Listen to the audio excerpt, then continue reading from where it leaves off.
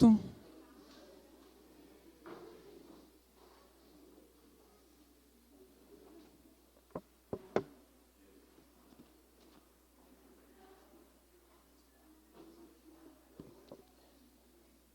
Nós vamos abrir a Bíblia no livro de 2 Crônicas, capítulo 19.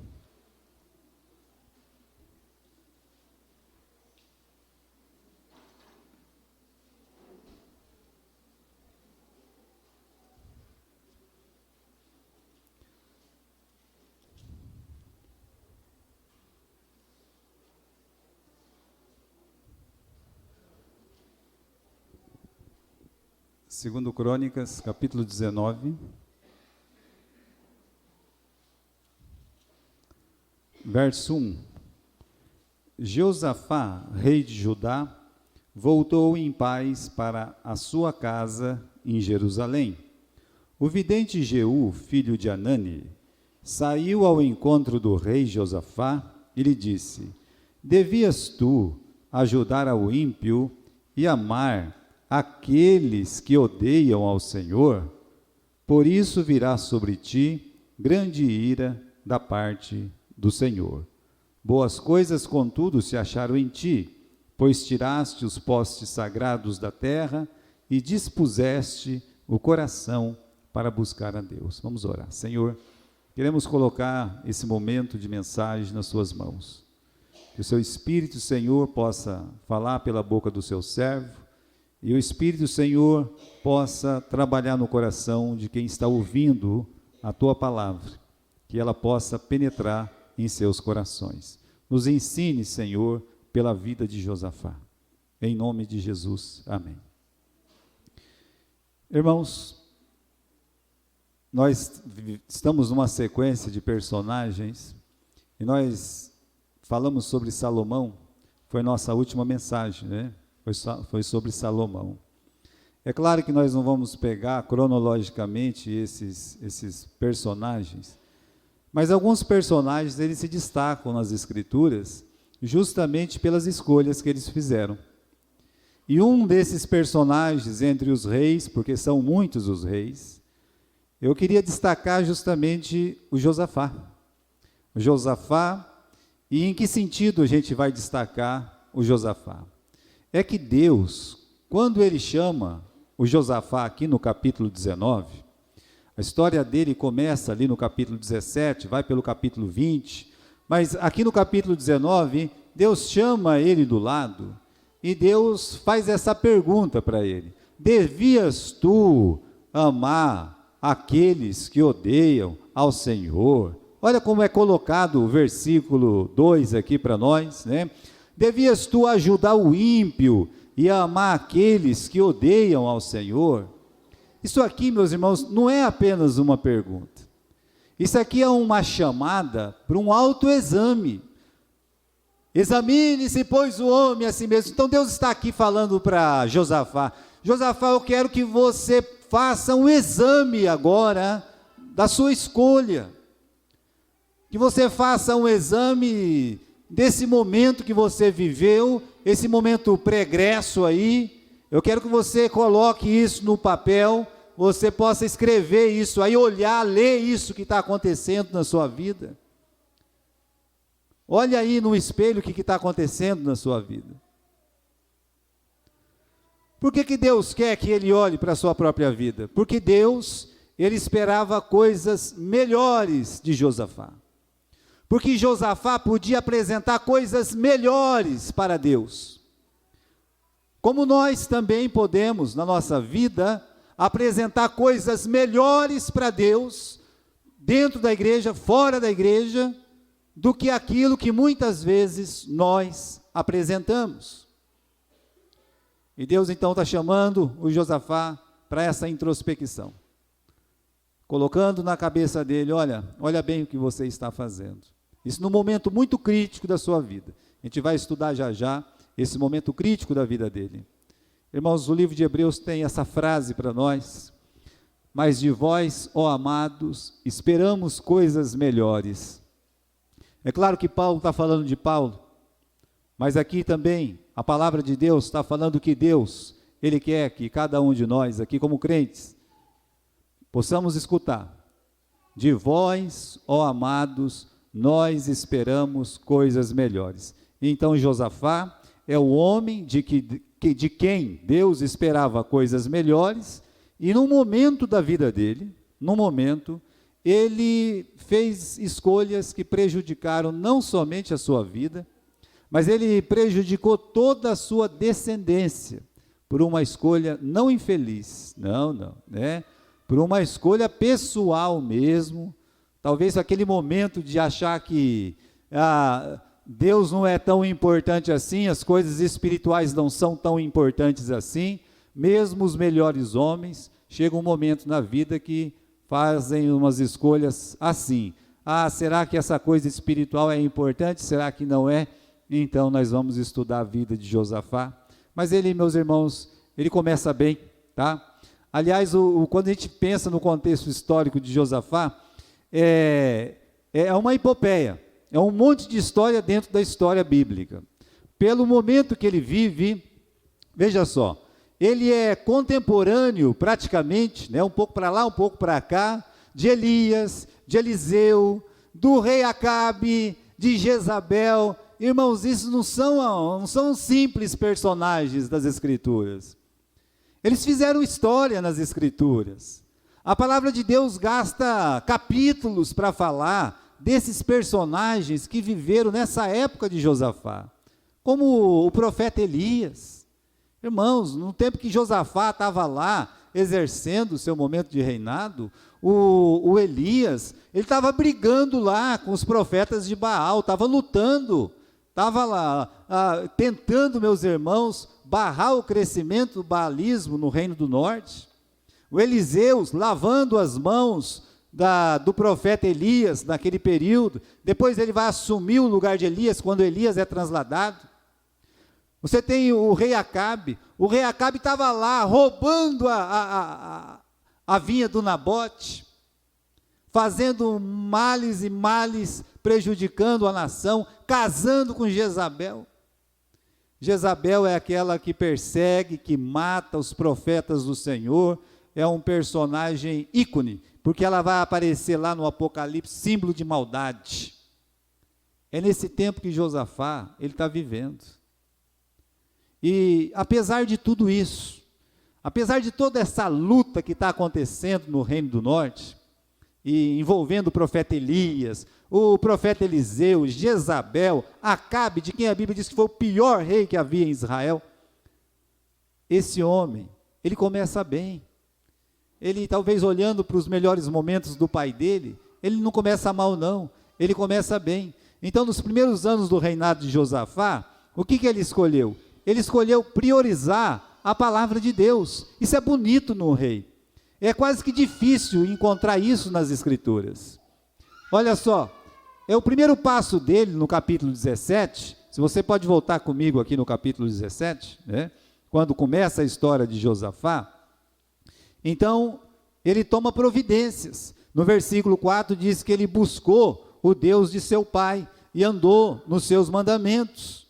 É dito também no versículo 7, né, que no terceiro ano do seu reinado, ele enviou os seus oficiais, Ben-Rail, Abadias, Zacarias, Natanael, Micaías, para ensinar nas cidades de Judá. Então, só essa frase aqui, ensinar nas cidades de Judá, você vê o quê? Você vê a disposição, é aquilo que o profeta falou mesmo, o profeta Jeú falou no capítulo 20, no final do versículo 2. O que ele, no versículo 2 não, no versículo 3. Dispuseste o coração para buscar a Deus. Isso era coisa boa que tinha em Josafá. Ou seja, no começo do reino dele, ele dispôs o coração para buscar o Senhor. Então ele começou muito bem. Ele colocou príncipes, ele colocou levitas, sacerdote, colocou um exército nas ruas das cidades de Judá, todas as cidades de Judá. Qual o objetivo? Pregar a palavra de Deus. Nós vamos ensinar a palavra de Deus para o povo. Pronto, né? E fez isso. É isso que vai ajudar ele, mesmo depois de cair, mesmo depois do pecado lá na frente. É isso que vai dar uma base para o Josafá. Então, irmãos, nos primeiros anos dele, ele priorizou o quê? O ensino da palavra. Combateu corrupção no judiciário, ensinando os juízes, isso um pouco mais para frente, olha, não fica julgando segundo os homens, faça um juízo segundo a palavra de Deus, use a palavra de Deus para fazer o juízo, e ele combateu a imoralidade desenfreada. Meus irmãos, havia uma tendência dos pecados do norte migrar para o reino do sul. Isso não era pouca coisa não, isso aconteceu no reinado do filho dele, depois que Josafá morreu. Migrou, mas havia uma praga que era a sodomia. Sodomia, meus irmãos, muito conhecido hoje, uma vergonha total, uma imoralidade total, isso que eles chamam de ideologia de gênero hoje, já tinha lá, essa coisa que estava destruindo as famílias, e ele colocou esse povo para correr, diz, eu não quero isso aqui não, esse pecado aqui, e pôs mesmo o povo para correr. A palavra de Deus diz, lá em 1 Reis, no capítulo 22, versículo 47, expulsou da terra o restante dos sodomitas, o pai dele não conseguiu expulsar tudo, mas o Josafá, ele deu um jeito. Então, irmãos, nos primeiros anos do seu reinado, ele escolheu o quê? Priorizar o ensino da palavra de Deus. Agora, ele dá um segredo para nós aqui. Quer uma nação abençoada?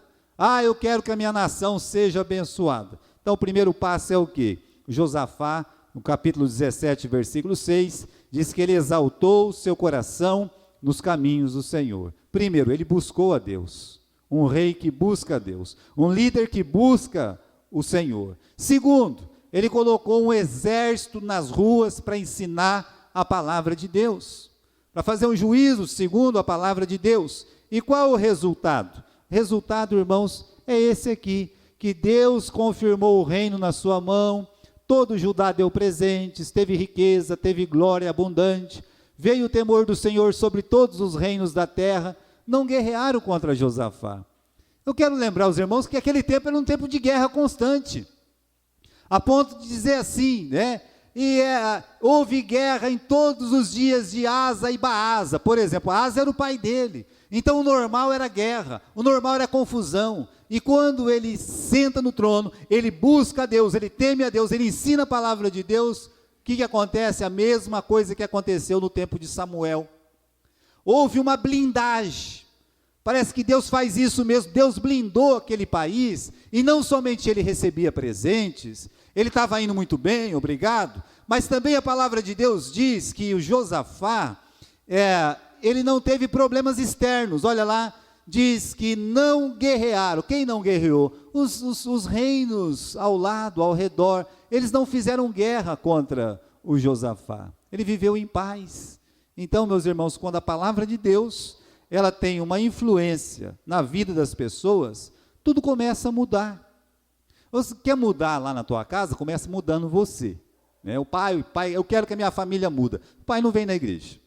O pai não gosta de igreja. Como é que vai mudar? A mãe quer que muda, mas a mãe não faz nada também. Quer dizer, nem pai nem mãe busca o Senhor. Como é que uma casa vai mudar? Explica para mim.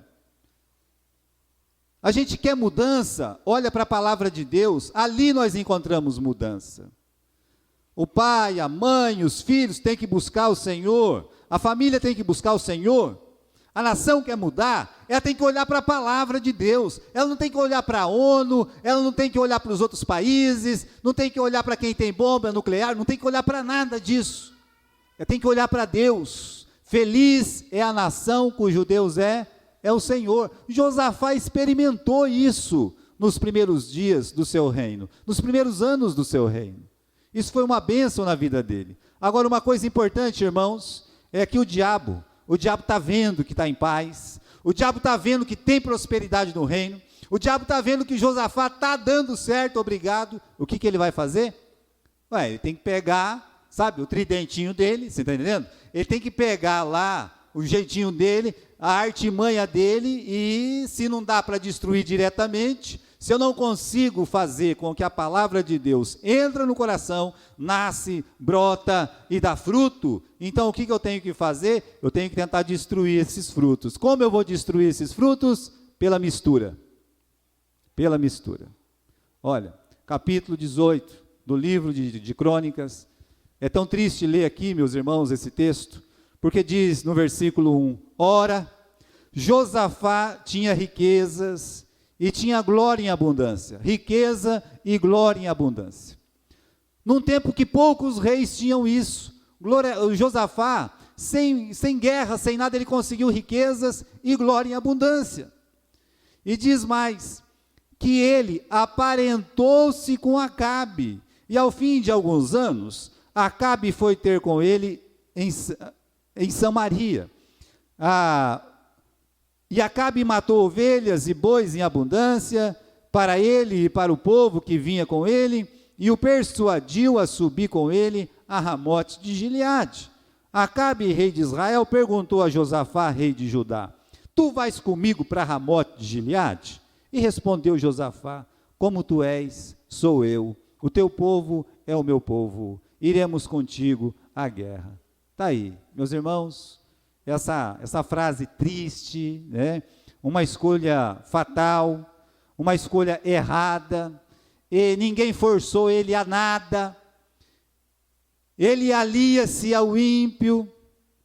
Até nós fazemos uma pergunta, o que faltava para Josafá para se meter, para se envolver, para ir lá no palácio de marfim do Acabe e fazer churrasquinho e ficar ali no bem bom, sabe? O que estava faltando para o Josafá para ele se aliar com o Acabe? Fala para mim.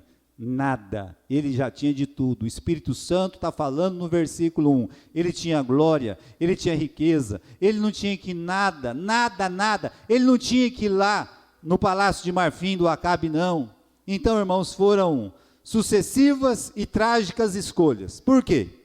Primeiro, está dizendo aqui no versículo 2, que ao fim, versículo 1, no final, que ele aparentou-se com Acabe. Agora, o capítulo 21, tristemente, diz que ele casou, o filho dele, o Jorão, casou com a filha de Jezabel, a Atália. Veja só, o Acabe e o Josafá, eles vão ficar, como dizem os antigos, compadre. Ei, compadre! Olha que beleza, né? Como é que ele chegou nesse ponto? Meu irmão, ele estava tão bem, estava vivendo uma vida espiritual maravilhosa, experimentando o que poucos reis de Israel experimentaram, que era uma paz, uma prosperidade, uma glória, riqueza sem fim. Então, olha só, primeira coisa, ele casou seu filho com a filha de Jezabel, com Acabe. Aí se vê que ele está indo para o buraco. Ele participa de um belo churrasco com Acabe.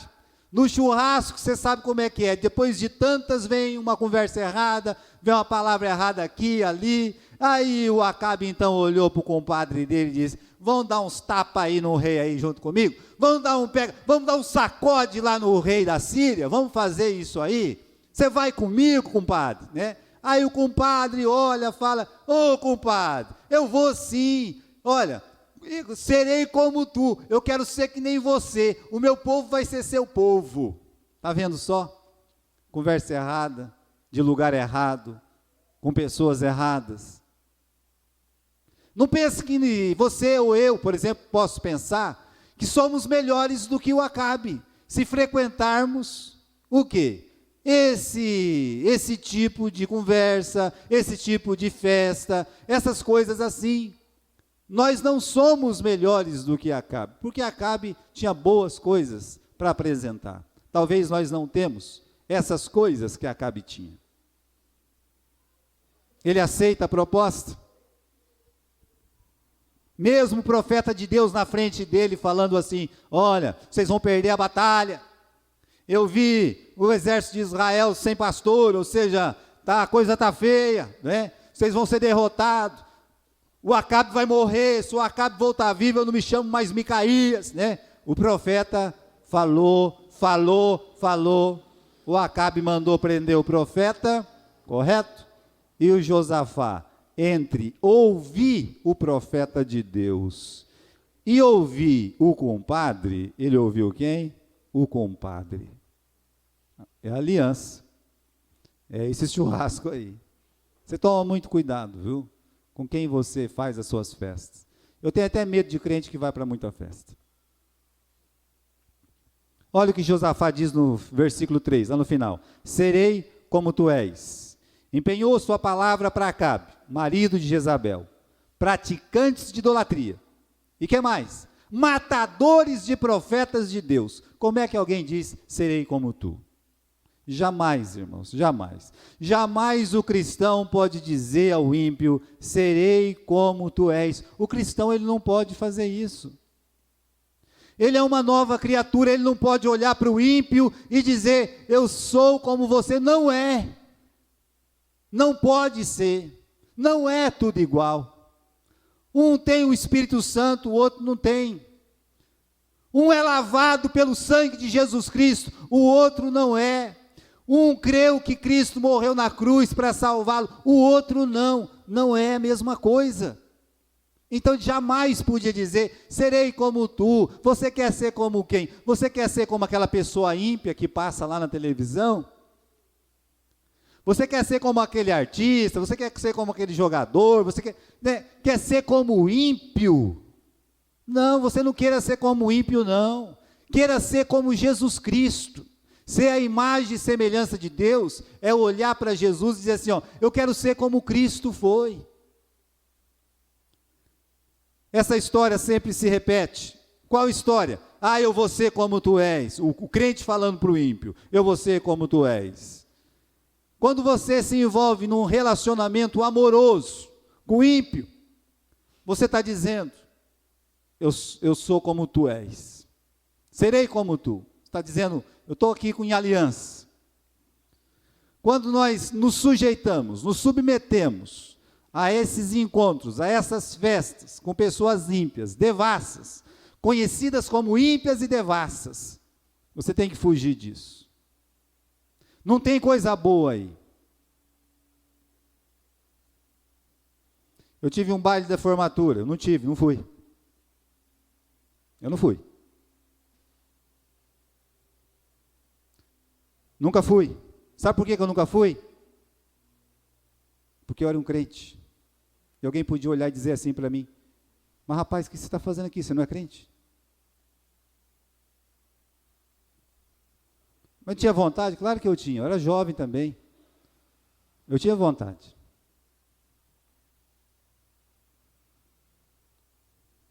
Tornar-se sócio em negócios, em empresas, com ímpios. Serei como tu.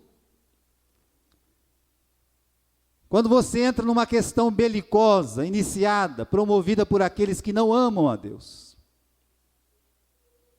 Uma vez, assistindo o jornal, estava tendo um quebra-quebra aqui em Marília, uma greve aí numa dessas faculdades. E o pastor João assistindo o jornal, porque a única coisa que ele assistia era jornal e o Chaves. Só. Eu tinha que escolher, eu assisto o jornal e o Chaves com ele, eu não assistia nada. Né? Era meia hora de televisão, desligava, acabou. Cobria a televisão com um pano lá, Mariazinha lembra disso, né Mariazinha? Cobria e acabou, só tinha uma cadeira, a dele. Se eu quisesse assistir alguma coisa, ou eu ficava de pé ou sentava no chão. Acabou, não tinha lugar não. Não me incentivava a isso. Mas, vendo o jornal, ele disse, não é o irmão fulano de tal ali? Eu digo, é. Olha, irmãos, agindo como ímpio, falando como ímpio, lá no meio daquele tropel todo, ele disse, não é o irmão? É ele mesmo. Ele disse, que coisa, foi quando eu ouvi pela primeira vez aquele versículo, não sigais a multidão para fazer o mal. É a primeira vez. Mas ele estava sendo como ímpio. Quando desprezam o conselho de líderes espirituais, o profeta falando para ele, entrava por um ouvido, saía por outro. O crente, meus irmãos, ele não pode ser como o ímpio, sabe por quê? Porque ele nasceu de novo para ser a imagem e semelhança de Deus. Então, jamais Josafá podia dizer, serei como tu és. Então, quando ele resolveu ser como o ímpio, vamos aqui na história, né? O que aconteceu? Aconteceu um desastre, foram para a guerra, chegou lá na guerra, né? E o Acabe era sem vergonha, era um sujeito à toa. Ele aprontou uma para o Josafá e disse assim: Josafá, eu vou entrar no meio da guerra vestido de soldadinho de chumbo mesmo, né? Eu vou de soldado, né? Você vai com a minha roupa real, né? Você vai vestido de rei, né? Você vai vestido de rei. Colocou o amigo aonde? No fogo cruzado. Ele falou assim, que se tiver que morrer, ele morre, né? Olha como é que Josafá era meio bobão, né? Ele ainda vestiu a roupa e foi para a guerra lá, tá? Todo bonito, todo lá, né? E o Josafá, né? Quase que ia ali para lá. E o Acabe normal, entendeu? Normal. Bem, os flecheiros estavam lá, jogando flecha para todo quanto é canto, né? Assim, e aí? Ficou sabendo que subiu de novo o preço da batatinha? Só sobe, o país está um fracasso, né? E falando e soltando flecha. O Acabe correndo de um outro, do lado daqui, dali, uma flecha pegou o Acabe. Mesmo que ele estava com toda aquela armadura, tinha uma brechinha de nada, sabe? Coisa que cabia uma agulha lá. A flecha foi bem aquele, pof, entrou lá, bem aqui. Né? E morreu. E o Josafá? Vamos dar uma olhadinha? Capítulo 18, né? Capítulo 18 e versículo 31.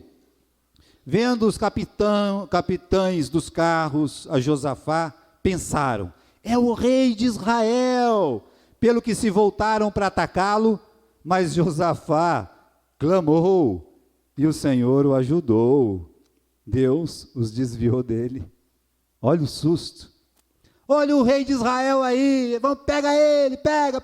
Saiu todo mundo para pegar. Aí, de repente, quando Josafá viu que ele estava numa fria, o que ele fez? Lembrou de quem? Lembrou de Deus. Oh, Senhor! É o que você lembra quando você sabe que você vai morrer, viu? Estava vindo na chuva, o carro rodou na pista assim, com aqueles caminhões subindo. A única coisa que eu lembro, eu disse assim: Senhor, morri. Não morri. Mas olha, a gente pensa em Deus. E Josafá, ele disse: Senhor, só isso, me ajuda, Senhor. E Deus ajudou. Olha o versículo 32, vendo os capitães dos carros, que não era o rei de Israel, deixaram de persegui-lo. Um homem, porém, entesou o arco e, atirando ao acaso, feriu o rei de Israel entre as juntas da sua armadura. Está vendo só? Vocês acham que eu estava mentindo? Quando eu falei que o camarada estava falando do preço da batatinha?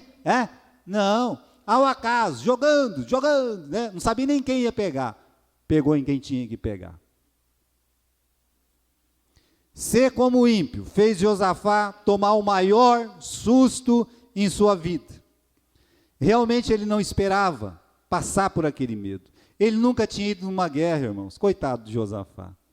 Ele não sabia o que era pegar espada e lutar e tal. E aí, quando ele viu aqueles homens na frente dele levantando uma espada para cortar o pescoço dele, matar, levar só a cabeça lá para a Síria, ele clamou ao Senhor.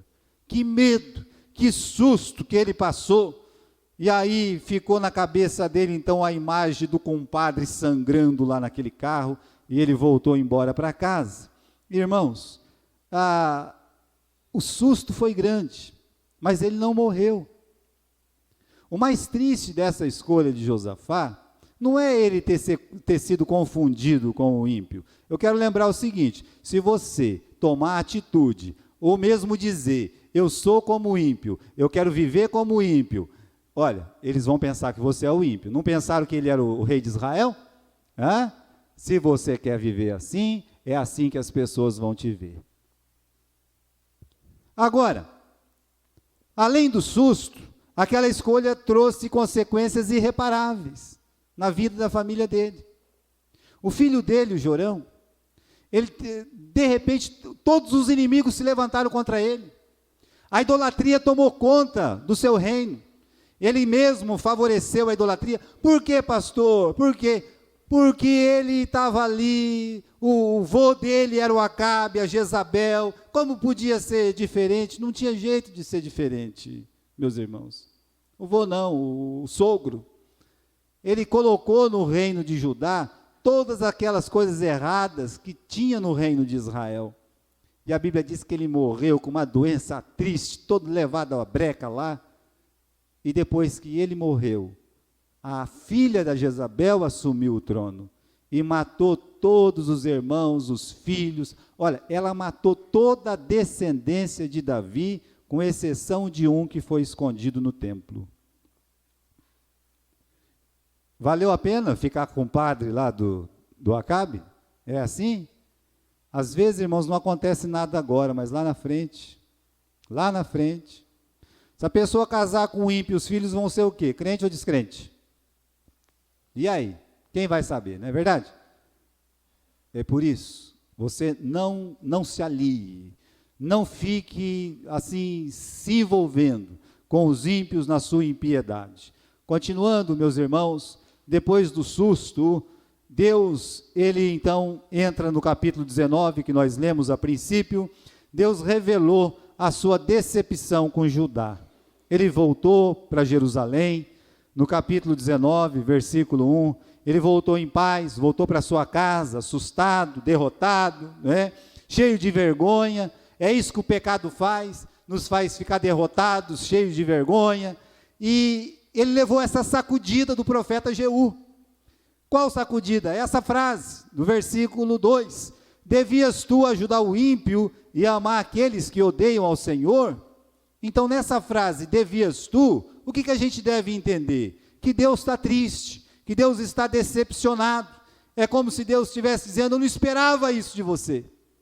Eu estou triste pela sua escolha. Você devia fazer isso? Não tinha coisa melhor para você fazer? Tinha, mas ele não fez. Para mostrar, meus irmãos, que Deus ele espera coisas melhores de nós. E pelo andar da carroça de Josafá, pela vida dele, pelas coisas que ele começou a fazer no início do seu reino, pelo crente que ele foi, no final do versículo 3, dispuseste o coração para buscar a Deus, pelo coração dele que amava a Deus, Deus esperava o que dele? Atitudes melhores, coisas melhores. É o que Deus espera de cada um de nós. Então, o profeta falando isso, tenta levar o Josafá a um autoexame. Tem uma pergunta, irmãos, que eu preciso responder nessa mensagem.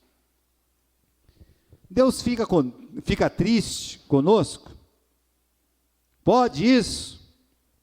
Porque tem uma corrente que diz que Deus não pode ficar triste, porque Deus não cria expectativa. Então, se não tem expectativa, não tem tristeza.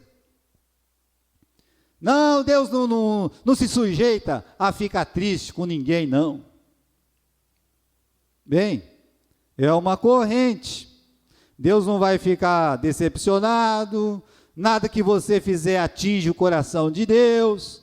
Pois eu tenho uma palavra para dizer: quem pensa assim está enganado, está totalmente enganado.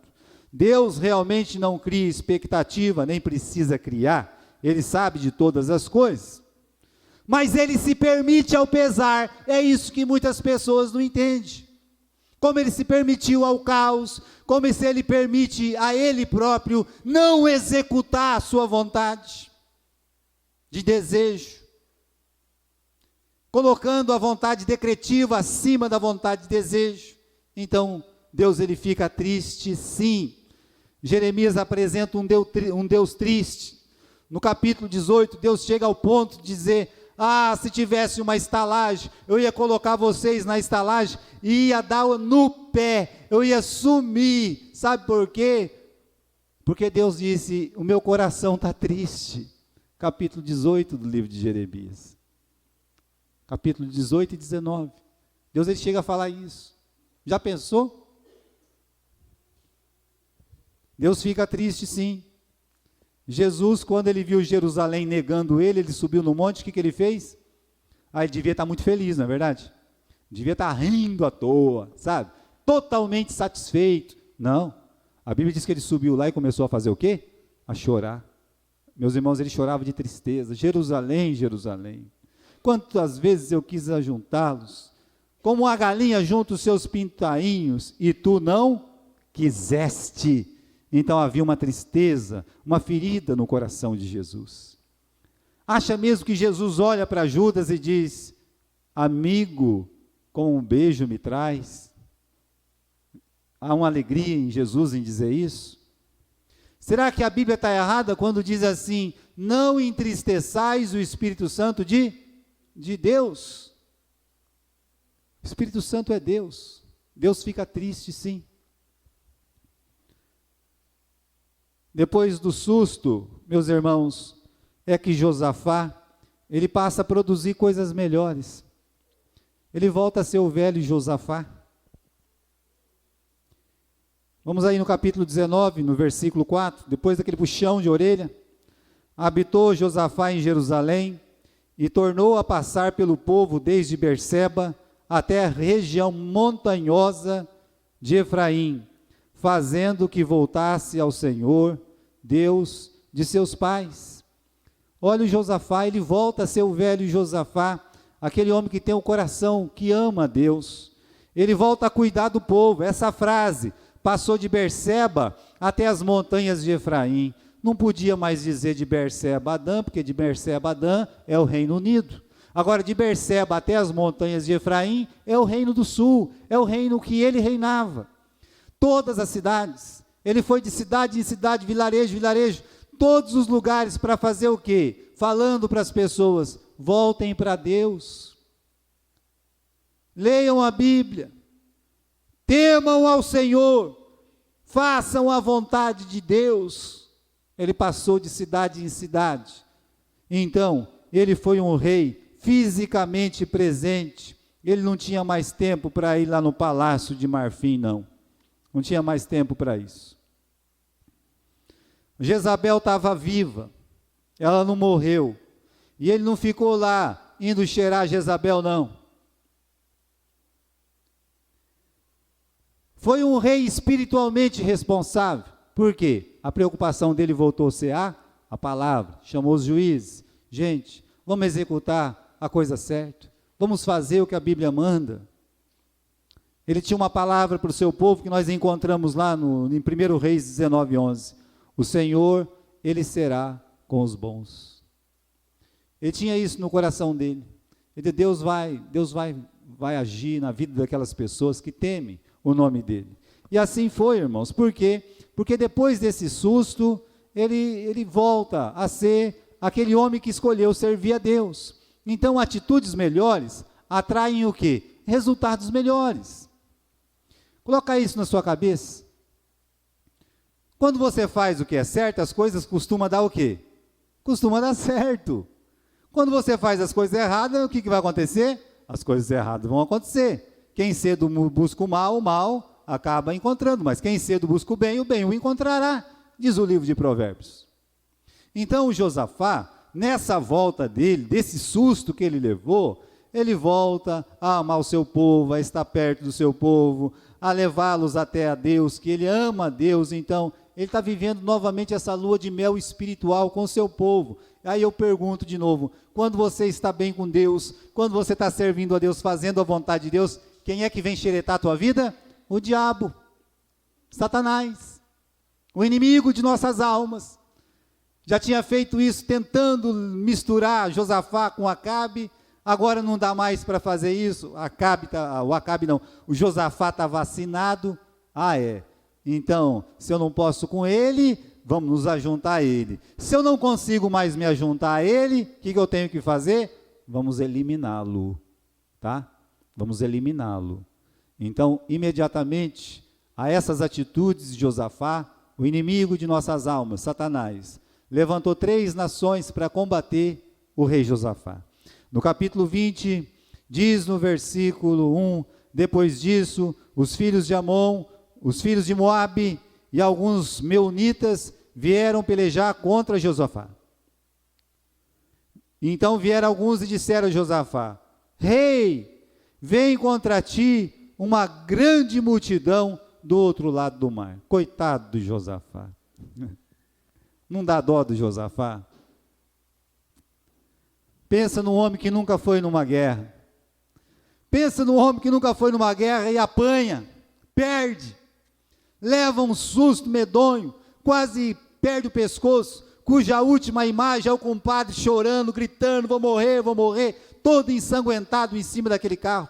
Imagine quando alguém chegou nele e disse: vem uma grande multidão contra ti, tem 3 reis contra você, Josafá, você está lascado, você está perdido, né? Sim. Não pense que notícia ruim a pessoa dá naquelas, sabe, 1000 maravilhas. Ô Josafá, você não sabe o que está acontecendo, olha, tem 3 reis aí, estão vindo aí, mas não é nada não. Você acha mesmo que as pessoas fazem assim? Não, né? Então, irmãos, eu fico pensando no coração dele, né? E agora, né? Josafá, e agora? Vai sair correndo de novo, como você fez na primeira guerra que você foi? Eles perderam, ele teve que sair correndo. Você vai sair correndo de medo de novo? Mas agora ele está no reino dele. Ele é fiel a Deus, ele está sentado no trono dele, está sendo atacado. Não. Ele tem uma ideia melhor. Versículo 4. Está com medo sim, olha o versículo 3. Temeu Josafá. Está com medo. Mas ele fez o quê? Ele buscou o Senhor e apregoou um jejum em todo Judá. O texto diz que ele pegou o papai, ele pegou a mamãe, ele pegou as crianças, ele foi para o templo, levou a nação lá, levou, meus irmãos, uma palavra para eles. O que Josafá fez? Olha, nós vamos orar, nós vamos jejuar. Deus é um Deus poderoso, Deus é um Deus onipotente, não tem quem pode com Deus, Deus não vai nos abandonar. Olha só, é o Josafá falando, tudo isso acontece aqui no capítulo 20, ele é firme, ele começa a falar de Deus, do poder de Deus, ninguém pode com o nosso Deus. Aí ele começa a lembrar de versículos que Deus promete cuidar, abençoar. O Senhor prometeu ao Senhor que numa necessidade, nós estamos numa necessidade, o Senhor viria nos acudir, Senhor. Ele lembra disso. Ele não só exalta o nome de Deus, mas ele confia em Deus. Aí no que ele está pregando jejum, oração, clamando ao Senhor, exaltando o nome do Senhor, vem um profeta e fala assim: Josafá, você não vai lutar essa batalha. Em paz, Josafá. Coitado de Josafá, não nasceu para briga. Tem uns que não nasceu para briga, tá? Não adianta brigar com ele. Coitado de Josafá. Pegar uma espada, ele acertava o próprio pé. Ele não era bom de espada. Então Deus olhou para ele e disse: fica tranquilo, meu filho, eu sei que você não é de briga, né? Então, você não vai ter que lutar nessa guerra. Eu vou pelejar por vocês. O Josafá ficou tão feliz, mas ele ficou tão alegre. Aqui no capítulo 20, no versículo 20, pela manhã cedo, levantaram-se e saíram do deserto de Tecoa. E saindo eles, Josafá pôs-se em pé e disse: ouve-me, Judá, e vós, moradores de Jerusalém, crede no Senhor vosso Deus, e vocês estarão seguros. Repare essa frase. Credes no Senhor vosso Deus, e vocês vão estar seguros. Crê em Deus para a sua segurança. O que mais? Crede nos seus profetas.